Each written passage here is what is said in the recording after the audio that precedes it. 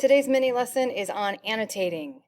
Yesterday we talked about research and using different research templates to take notes.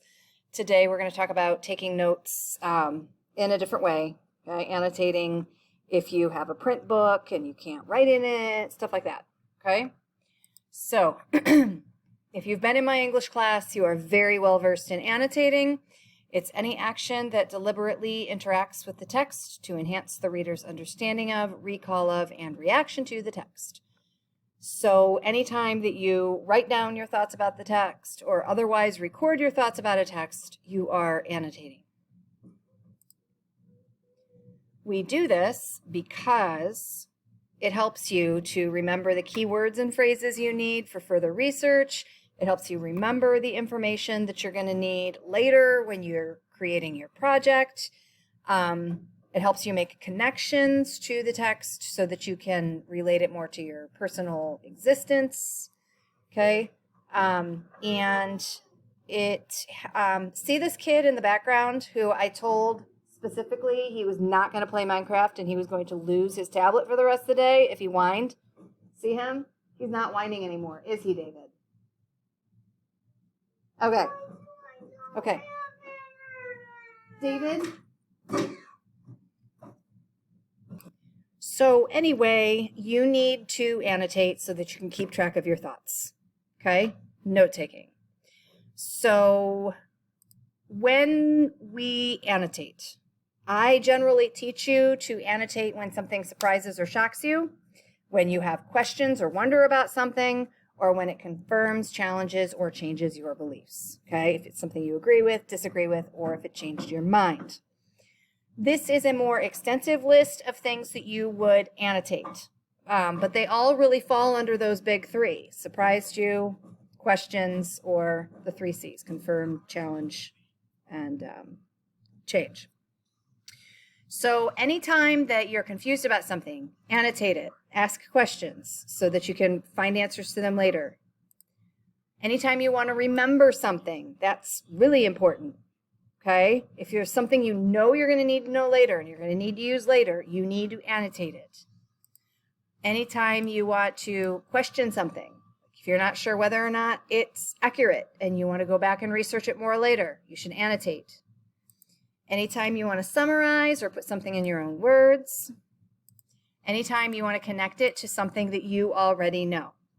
And I'll tell you, if you can find ways to connect that information to things you're already familiar with in your life, then you will remember it a lot better. Okay? So when you notice something that gives you insights, when you want to give an example from something you've read, okay, if you find something in your reading or your watching or your listening, whatever your research is, if you find something that you know you can use as an example later, you need to annotate it. Or you won't be able to find it later. You'll have to waste a bunch of time trying to re-find it. So when you want to jot down an idea that you got from the text, when you're surprised, if you see patterns emerging, and whenever you notice something that may have been hinted at earlier, something that might be a symbol or a theme or whatever, okay? So these are all just examples of times when you might want to write something down so that you remember it. So there are a couple of videos here on how to interpret a print text and how to mark text and how to annotate. So I want you guys to watch these 2 videos.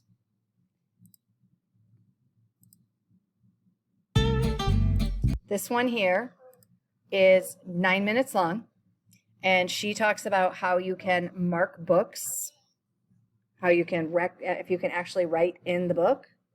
So I want you to watch that video first. And then I want you to also watch the second video made by the same person. This one is 5.5, 6 minutes long, and she's going to talk about how you can annotate without actually writing in a book. So I want you to make sure that you watch both of these videos beginning to end, because I'm not going to waste your time watching them during an Edpuzzle when you can just watch them on your own, because I know how much you hate sitting in front of Edpuzzle. I get it.